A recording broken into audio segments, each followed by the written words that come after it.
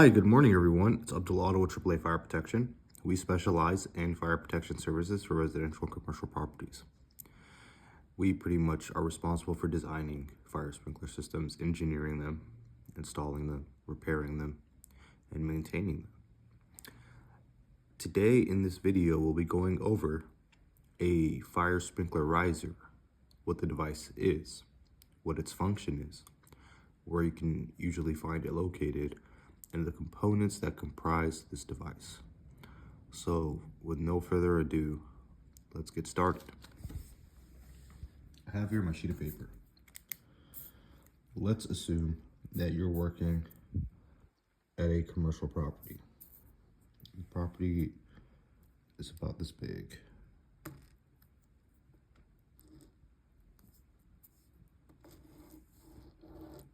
All right, let's assume this is it.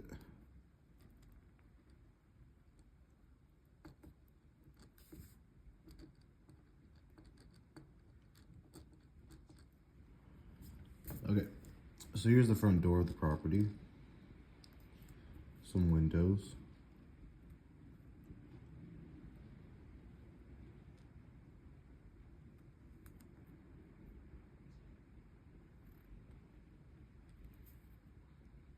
And the rooms inside.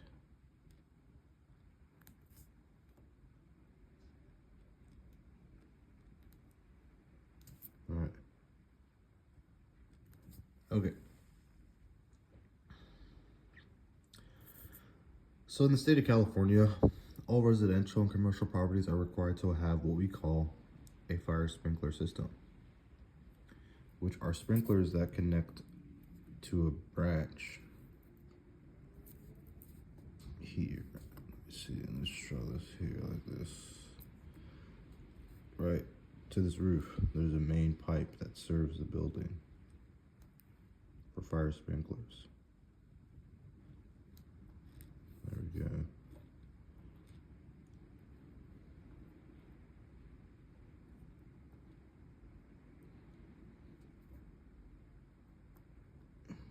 These would be the fire sprinklers here.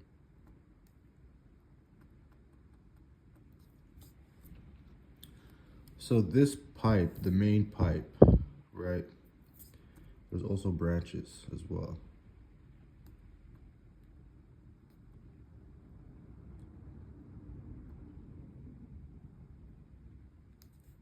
Okay. Sorry, I'm not an artist, but you guys get the point, okay? This is the main pipe that supplies the fire sprinkler system. And these are branches here.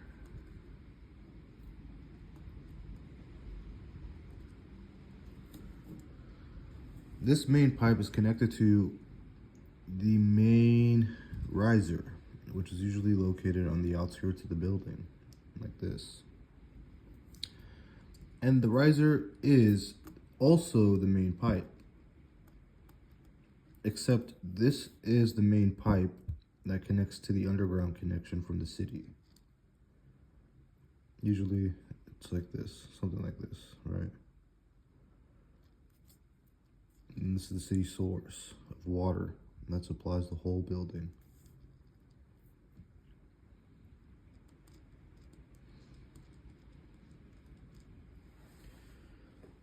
You see, so this is how it basically designs, and this is how it looks in real life. This is the city source water supply.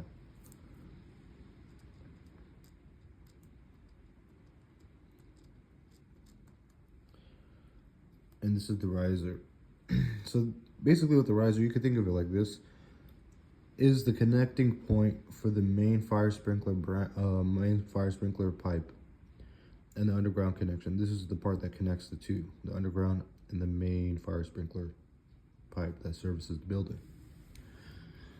What you can expect to find on your fire sprinkler riser, what you'll first find is a flow switch device.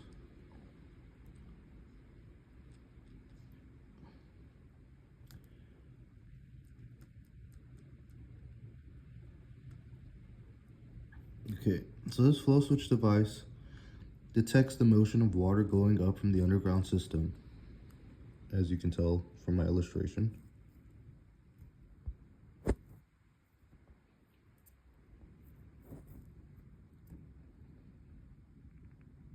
Okay, so there's a lever in this flow switch device that pretty much picks up on the upward travel of water, and when that happens, it gets activated. And there's a bell that's attached to the top of the riser, or sometimes at the top of the building, right? Usually you'll find it either on top of the riser, like here in this area, attached to the riser, or outside the building. So bell, bell, and bell. So whenever water is traveling upward the fire sprinkler riser or downward, this bell goes off. It detects the upflow travel of water and the downflow travel of water as well. Then you have a test and drain right here. This activates the drain system for the riser. So if you were to ever work on the system and you want to drain the system before exchanging any of these fire sprinkler heads, you just turn this off, this drain valve. Okay, and then there's the control valve as well. This activates the incoming water for the fire sprinkler system, meaning, sorry, I know it's a bit messy, but you guys get the point. This is the drain, this is the control valve, that's the flow switch, that's the bell. Right, so the way this works is like this. Let's say somebody random comes and he starts messing with the control valve. And he turns it off. When he turns it off, the city's connection of water will no longer travel upward to the fire sprinkler riser and supply the main and branches, meaning there's no more water to fight fires just in case anything were to happen. Okay, ideally, whenever you work on a fire sprinkler system, that is what you would want to do if you want to drain the system and work on these.